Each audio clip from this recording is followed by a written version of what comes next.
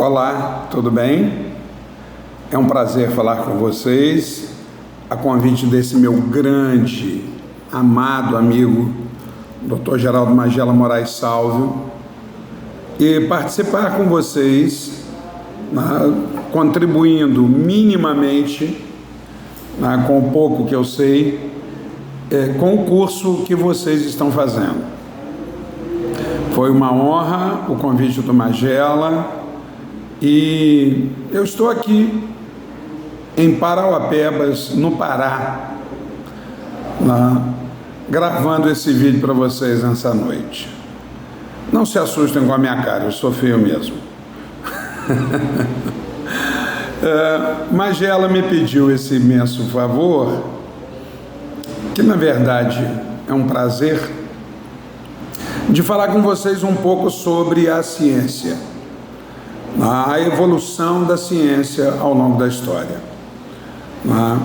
Começando lá atrás com os gregos, e caminhando em direção à Idade Média, à modernidade, à contemporaneidade. Vocês estão, neste momento, se preparando para exercer a ciência, para fazer a ciência, para se tornarem cientistas. Infelizmente, uma profissão ainda não reconhecida no Brasil. Esses abnegados que pesquisam e que na maioria das vezes não têm o devido reconhecimento. Mas já foi pior, acredite em mim, já foi pior.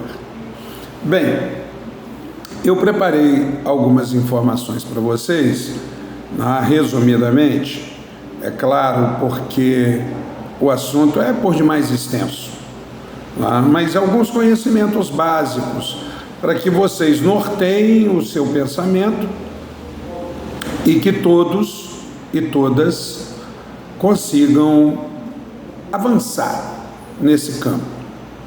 Tá ok?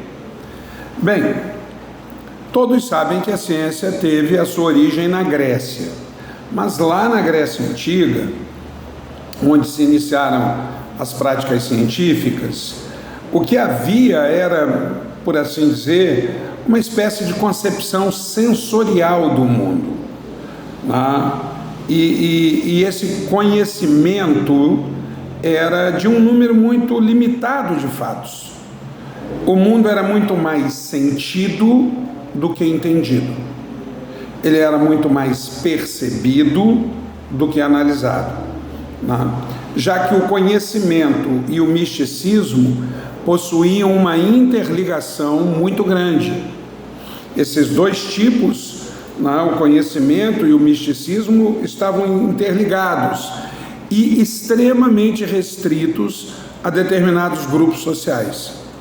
Quando nas aulas de história nós vamos falar da cidadania lá na Atenas democrática, muitos alunos acabam trilhando um caminho de achar que todos eram cidadãos. Não. E o conhecimento, ele era privilégio de uma minoria, mas de uma minoria mesmo. Havia, de fato, muito mais especulação do que ciência. Deixa eu te dar um exemplo. A religião grega tinha uma característica muito interessante. Os deuses eram como nós, seres humanos. Eles possuíam defeitos e virtudes. A diferença é que eles eram imortais e possuíam poderes. Pois bem, trovão. Qual era a explicação, entre aspas, para o trovão? Eu não sei se vocês sabem, mas Zeus era galinha. Zeus não podia ver um rabo de saia. E ele tinha o poder de se transformar em qualquer coisa, assumir a forma de qualquer pessoa, de qualquer animal, chuva de gotas de ouro, o que ele quisesse. Então ele seduzia as mulheres com um toque. Bastava um toque de Zeus para que a mulher engravidasse dele. E ele era casado. A esposa dele era ciumentíssima. Quando ela descobria alguma traição do marido, o pau quebrava no Monte Olimpo. Era cadeira voando, prato, panela, cama, né?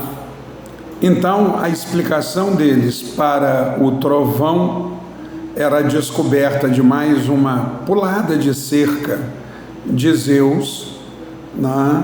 E a consequente reação da sua esposa, né? Eu brinco dizendo que Zeus praticava o esporte mais perigoso do mundo, o salto sobre a cerca alheia. Bem, então você perceba que a especulação dominava, o misticismo dominava, né? Não havia ciência como nós a entendemos hoje, né? E não havia um objetivo imediato nessa busca pelo conhecimento das coisas, né?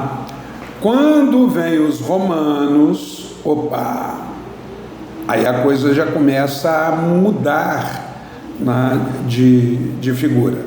Por quê? Porque os romanos vão buscar a explicação mesmo, dos fenômenos naturais, a interpretação dos mesmos e como aplicar isso na vida prática, até mesmo para que eles tivessem uma qualidade de vida melhor. Essa característica, né, da ciência entre os romanos é uma novidade na antiguidade. Isso não havia antes, né? Quando a gente vai para a Idade Média, são as minhas anotações, quando a gente pula para a Idade Média, né, a gente vê que a ciência vai sofrer uma influência muito grande de um cara que foi o cara. Tudo bem que antes dele vieram outros fantásticos. Eu estou me referindo a Aristóteles, que foi preceptor de Alexandre o Grande na Macedônia. Aristóteles, aluno de Platão, que por sua vez foi aluno de Sócrates. Aristóteles, com a sua filosofia natural, ou seja, a física e a metafísica, vai ser a grande influência da ciência ao longo de toda a Idade Média, né? O que acontece? Havia um grande problema que a ciência na Idade Média tinha que se defrontar. Por quê? Porque para Aristóteles o mundo era eterno em si, desde a criação, mas para a Igreja Católica não. Para a Igreja Católica, o mundo foi criado por Deus do nada. Então, o mundo, né, ele era temporal, ele não era eterno, ele não existia por si desde tempos imemoriais, né? O cosmos, o universo, havia sido uma criação divina, ele não veio espontaneamente desde o início. Deus se decidiu pela criação de tudo. Então esse dilema entre a filosofia aristotélica, o mundo eterno em si mesmo, e o pensamento religioso, né? Deus criou o mundo do nada, então o mundo era temporal, ele não era eterno, vai permear toda a Idade Média, né? Durante esse período medieval, o mundo era visto como um cosmos, onde havia uma ordem harmônica e uma correspondência entre os fenômenos da terra e do céu. Esta correspondência vai ser constante. Deixa eu lembrar a vocês, né, de Santo Agostinho, o bispo de Hipona, que lá no século V da era cristã, escreveu De Civitate Dei, da cidade de Deus. Na Magela, inclusive, deixa eu contar uma fofoca para vocês. Magela gosta muito de uma frase de Santo Agostinho, né? Dai-me, Senhor, pureza e castidade, mas não por enquanto. Ele vai se converter aos 40 anos.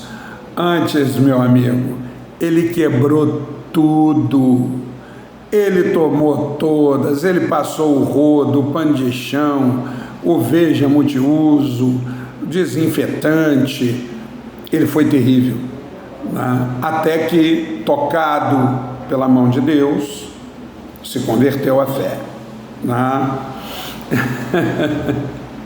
Meu pai. Então perceba, havia durante toda a Idade Média a influência do cristianismo sobre a evolução científica, né? Sobre a investigação científica, melhor dizendo. E isso, né, na maioria das vezes, serviu como uma espécie de freio do desenvolvimento do pensamento investigativo humano, já que havia uma limitação de fé em relação ao conhecimento. Crer para entender, entender para crer. Já na Idade Moderna, pegando já mais especificamente desde o final da Baixa Idade Média em diante, com o desenvolvimento da burguesia, a coisa vai mudar, porque a burguesia vai querer construir todo um novo conhecimento adequado à sua necessidade, adequado à sua vontade, e aí a ciência, tal como nós a entendemos, começa a ganhar contornos definidos. Vão começar a surgir as associações científicas, os clubes de ciência, como, por exemplo, a Royal Society, na Inglaterra, na primeira metade do século XVII. Tá ok? Eu espero que eu tenha ajudado vocês de alguma forma. Magela, meu amigo, estou aqui a hora que você precisar. Um grande abraço, gente. Fiquem com Deus. Tchau.